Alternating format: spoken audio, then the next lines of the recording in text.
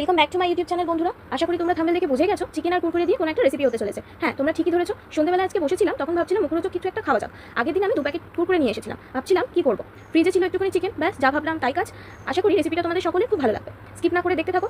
আমি এখানে 250 গ্রাম মতো চিকেন নিয়ে নিয়েছি আর কিছু ঘরোয়া উপকরণ দিয়ে আমি রেসিপিটা বানাবো। এর সাথে নিয়ে নিয়েছি 1 টুকরো লেবু, লঙ্কার গুঁড়ো, হলুদ গুঁড়ো, আর নিয়েছি গ্রিন চিলি সস, আর নিয়ে নিয়েছি সোয়া সস। এটা আগে থেকে মিক্স করে রেখেছিলাম, আর লাগবে একটা ডিম। এবার আমি চিকেনটাকে ভালো করে স্লাইস করে কেটে নেবো। আর একটা কথা বলে রাখি, এই রেসিপিটা বানানোর জন্য তোমাদেরকে সলিড পিস দেখে চিকেন নিতে হবে। তো এই রেসিপিটার জন্য চিকেনটাকে আমি স্লাইস করে কেটে নেওয়ার পর এখানে আদার ইনগ্রিডিয়েন্টসগুলো আমি দিতে থাকবো। ফার্স্টেই আমি দিয়ে নেবো লেবু। লেবুটা দিলে চিকেনটা সফট হয়ে যাবে ভিতর থেকে। আপনারা লেবুর জায়গায় ভিনেগারও ইউজ করতে পারেন, আমি লেবু ইউজ করেছি। তো লেবুটা দেওয়ার হয়ে গেলে আমি এতে দেবো একটু 1 চামচ মতন নুনটা পরিমাণ মতো দিতে হবে।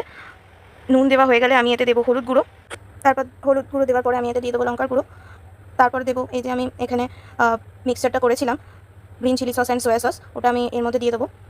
ওটা একটু আমি ঘেটে নিচ্ছি, এর মধ্যে আমি পুরোটাই দিয়ে দেবো। দেওয়ার পর আমি এটা ভালো করে নেড়ে নেব। এটা ভালো করে মিক্সিং করার পরে চিকেনটাকে মিক্সিং করা হয়ে গেলে আমি এটাকে কিছুক্ষণের জন্য ঢাকা দিয়ে রেখে দেবো। 5 থেকে 10 মিনিট মতো এটাকে ঢাকা দিয়ে আপনারা রেখে দিতে পারেন, বেশিক্ষণ দিতে হবে না কারণ এতে লেবু দেওয়া আছে। আর এই যে আমি কুরকুরে নিয়ে নিয়েছি 2 প্যাকেট মতো। তো যতক্ষণ চিকেনটা ওখানে ম্যারিনেট হচ্ছে আমি এখানে কুরকুরেগুলোকে ডাস্ট করে নিচ্ছি। আমি এখানে বেলনি দিয়ে ডাস্ট করে নিচ্ছি। এটা ডাস্ট করা হয়ে গেলে আমি এখানে একটা ডিম ফাটিয়ে দিয়ে দেবো।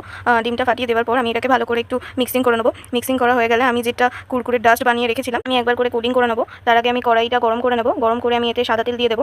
দেওয়ার পরে আমি ব্যাটারটাতে মানে যেটাতে আমি কুরকুরেটাকে ডাস্ট করে রেখেছিলাম তো সেটাকে একবার করে কোটিং করে নিয়ে আমি গরম তেলেতে দিয়ে দেবো। আমি মিডিয়াম ফ্লেমে পকোড়াগুলোকে ভেজে নিচ্ছি। হাই ফ্লেমে দিলে হবে না, এটা বেশি পুড়ে গেলে ভালো লাগবে না। তো আমি গোল্ডেন ফ্রাই করে তুলে নেব। তো এটাকে ভালো করে মুচমুচে করে আমি ভেজে নিচ্ছি। তো প্রত্যেক কটা সেমভাবেই আমি এগুলোকে ভেজে নেব। ভাজা হয়ে গেলে আমি এরকমভাবে সাজিয়ে নিয়ে সার্ভ করে নিয়েছি, দেখতেই পাচ্ছ।